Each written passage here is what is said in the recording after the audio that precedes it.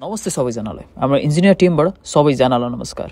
अहिले हजुरले स्क्रिनमा देख्नु भइरहेको यो घर सैनामैना नगरपालिकामा भर्खरै सम्पन्न भएको एक आधुनिक र ठिक्कको रेसिडेन्सियल घर हो। धेरैजनाले सोध्नुहुन्छ यो घर कसरी बनेको, डिजाइन कस्तो छ, स्पेस युटिलाइजेसन कस्तो छ। त्यसै भएर आज म यो घरको डिजाइनदेखि फिल्ड एक्जिक्युसनसम्म कसरी बनेको सबै कुरा तपाईहरुलाई शेयर गर्दैछु। सुरुमा कुरा गरौँ हामी साइट प्लानको कुरा गरौँ। हजुरहरूले देख्न सक्नुहुन्छ यो घरको जग्गा 13 दुर हो। क्लाइन्टको रिक्वायरमेन्ट, वास्तु र नगरपालिकाको मापदण्ड अनुसार हामीले यो घरको डिजाइन तयार गरेको। अगाडि 20 फुटे बाटो छ। बाटोबाट हामीले 5 फुटको सेडब्याक छोडेछौँ। पछाडि 3 फिटको सेडब्याक छोडेछौँ। घरको विथ भनेको 27 फिटको छ र पिछाड भनेको 35 फिटको छ। साउथ साइडमा चाहिँ 15 फिट 6 इन्चको हामीले खुल्ला स्पेस छोडिएको छ, जसको प्रयोग क्लाइन्टले तरकारी खेती, ओपन एरिया र फ्युचर युजको लागि गर्न सक्नु। हाम्रो ग्राउन्ड फ्लोरको एरिया छ 974.75 स्क्वायर फिट, मतलब लगभग 5.5 दुर भन्न मिल्छ। साउथ इस्ट साइडमा चाहिँ एउटा राम्रो बरन्डा छ जहाँबाट घरभित्र प्रवेश हुन्छ। भित्र आउने बित्तिकै तपाईले देख्न सक्नुहुन्छ comfortable living room 15 fit into 12.5 फिटको छ। यो लिभिङ रुम फ्यामिली ग्यादरिङ र गेस्टको लागि एकदम सुइटेबल छ। डिजाइन र फिल्ड एक्जिक्युसन अलमोस्ट सेमै भन्छ, जो हाम्रो इन्जिनियर क्वालिटीको क्लियर इक्जाम्पल हो। लिभिङ रुमबाटै हामी ग्राउन्ड फ्लोरको रुम लेआउट हेर्न सक्छौँ। साउथ इस्टमा चाहिँ एउटा बेडरुम, राम्रो लाइटिङ र भेन्टिलेसनसँग डेली युजको लागि पर्फेक्ट। साउथ साइडमा चाहिँ एउटा कमन टोयलेट बाथरुम, लिभिङ र बेडरुम दुवैबाट एक्सेस हुन मिल्ने प्र्याक्टिकल प्लानिङ गरेको छ। वेस्ट साउथ साइडमा अर्को बेडरुम छ जसको साइज छ 11 फिट 3 इन्च इन्टु 12 फिट। यो रुम गेस्ट रुम र सिनियर फ्यामिली मेम्बरको लागि एकदम सुइटेबल छ। अब कुरा गरौँ किचनको।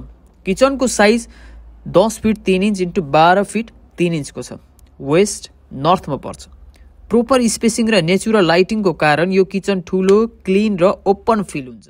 किचनबाट पछाडिको ओपन एरियामा जानको लागि सेपरेट डोर पनि छ। यो डेली किचन वर्कको लागि एकदम प्र्याक्टिकल हो।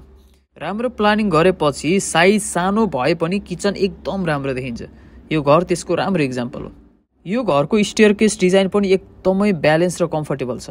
क्लाइन्ट पनि हाम्रो कामबाट एकदमै खुसी हुनुहुन्छ। सिडी चढेर माथि आउँदा अब हामी देखिन्छ एउटा open terrace. Fresh air, natural light र ओपन फिलले यो घरलाई अझै मोडर्न र क्लासी बनाउँछ। फर्स्ट फ्लोरमा छ हाम्रो 3वटा बेडरुम, एउटा कमन टोयलेट बाथरुम र एउटा बेडरुममा चाहिँ एट्याच टोयलेट।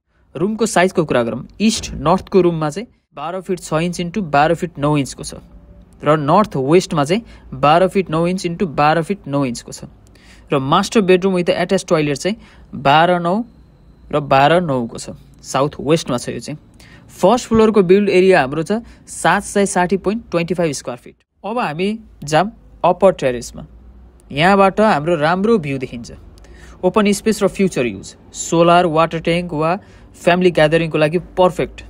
यो घर क्लाइन्टको डिमान्ड, वास्तु प्रिन्सिपल, नगरपालिकाको मापदण्ड अनुसार बनाइएको छ। मलाई मात्र होइन, यो घर नजिक बस्ने धेरै मान्छेहरूलाई पनि यो घर एकदमै मन परेछ, किनभने यो घर एकदम सानो पनि छैन न ठुलो छ, एकदम ठिक्कको घर छ कि यो। जस्ट पर्फेक्ट स्पेसिङ र प्लानिङमा बनेको छ। हामीसँग काम गर्दा नक्सादेखि फिल्डसम्म डिजाइन, सुपरभिजन र एक्जिक्युसन सबैलाई हाम्रो टिमले ह्यान्डल गर्न सक्छ। सर्वेदेखि लिएर एस्टिमेसन पनि हामीले तपाईँलाई प्रोभाइड गर्छौँ। यदि हजुरलाई राम्रो, sustainable, vastu friendly, municipality approve घर बनाउन छ भने नक्सा सञ्चार इन्जिनियरिङ कन्सल्टेन्सी, म इन्जिनियर ईश्वर पाण्डे र भिडियो हेरिदिनु भएकोमा एकदमै थ्याङ्क यू सो मच।